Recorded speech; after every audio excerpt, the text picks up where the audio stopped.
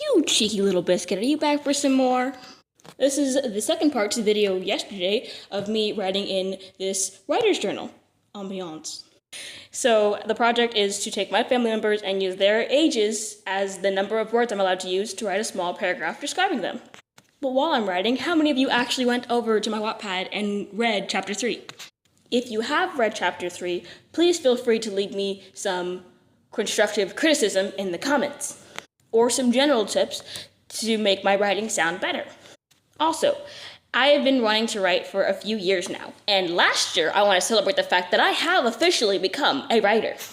However, this year, my goal is to become an author. I call myself a writer because I do write now. I write stories, short stories. I write when I feel like it. I get random inspirations and I sit down and I actually write them out. Do I finish all of them? I will consider myself an author once I've written my first book and I'm already writing my next book. And after that, it'll be a whole waterfall of effects. Y'all are not going to stop getting books from me. For anyone who's read Pedro Irvy's works, that will be what my works will probably be like. Except for probably way darker because I explore a lot of dark themes. Does anyone want an exclusive little narration of chapter 4? I'm still on the draft, so this is like fully unpolished, unfinished, but it doesn't sound horrid, so who wants to hear? Well, you're still in the video, so you get to hear.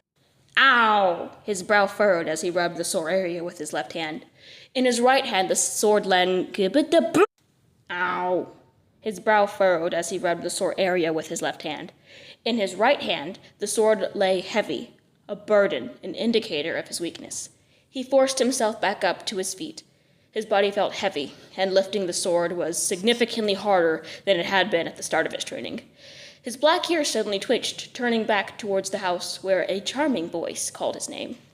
"Thorin!" the man called, with his bright orange mustache twisting upwards.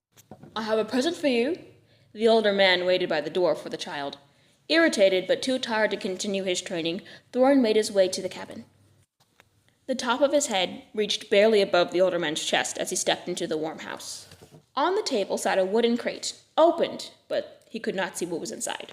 And now we're adding a sticker! My bestie got me these stickers, and they are hard to peel off, but they're so stinking pretty.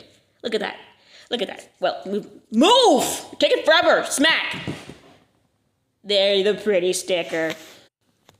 Anyway, that is all for today. I will hopefully get a video recorded tonight so I can post tomorrow, and then later on again this week. I like this new schedule we've got going on.